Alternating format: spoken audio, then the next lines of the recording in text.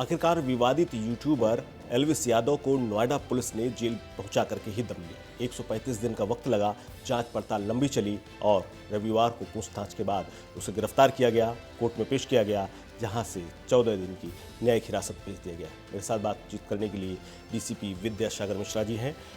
किस तरह से कार्रवाई हुई ये पूरा मामले के लिए, क्योंकि बहुत हाई प्रोफाइल मामला था और कई संगठन लगे हुए थे, किस तरह से कार्रवाई हुई? देखिए, इस संबंध में थाना सेक्टर 49 पर अभियोग पंजीकृत हुआ था, जो भारतीय दंड विधान और वाइल्ड लाइफ प्रोटेक्शन एक्ट के तहत दर्ज हुआ था। इसकी विवेचना सेक्टर 20 के द्वारा की जा रही थी। विवेचना के क्रम में पूर्व में अभियुक्तों की गिरफ्तारी और उनसे बरामदगी की जा चुकी थी और उनको जेल भेजा गया था।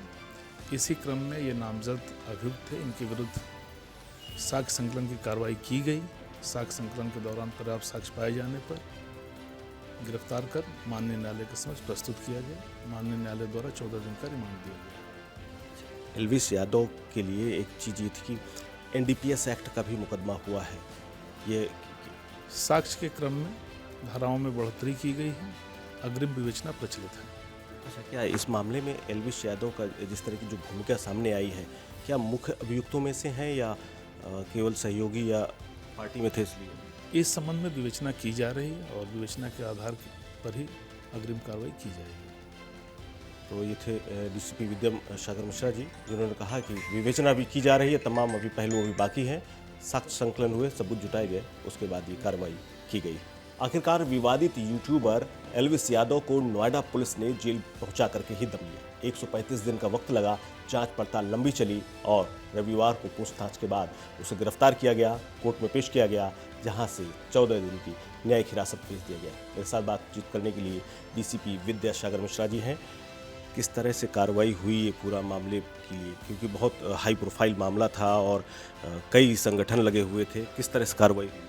देखिए, इस संबंध में थाना सेक्टर 49 पर अभियोग पंजीकृत हुआ था, जो भारतीय दंड विधान और वाइल्ड लाइफ प्रोटेक्शन एक्ट के तहत दर्ज हुआ था। इसकी विवेचना सेक्टर 20 के द्वारा की जा रही थी। विवेचना के क्रम में पूर्व में अभियुक्तों की गिरफ्तारी और उनसे बरामदगी की जा चुकी थी और उनको जेल भेजा गया था। इसी क्रम में ये नामजद अभियुक्त थे, इनके विरुद्ध साक्ष्य संकलन की कार्रवाई की गई। साक्ष्य संकलन के दौरान पर्याप्त साक्ष्य पाए जाने पर गिरफ्तार कर माननीय न्यायालय के समक्ष प्रस्तुत किया गया। माननीय न्यायालय द्वारा 14 दिन का रिमांड दिया गया। एल्विस यादव के लिए एक चीज़ ये थी कि एनडीपीएस एक्ट का भी मुकदमा हुआ है। ये साक्ष्य के क्रम में धाराओं में बढ़ोतरी की गई है, अग्रिम विवेचना प्रचलित है। अच्छा, क्या इस मामले में एल्विस यादव का जिस तरह की जो भूमिका सामने आई है, क्या मुख्य अभियुक्तों में से हैं या केवल सहयोगी या पार्टी में थे इसलिए? इस संबंध में विवेचना की जा रही है और विवेचना के आधार पर ही अग्रिम कार्रवाई की जाएगी।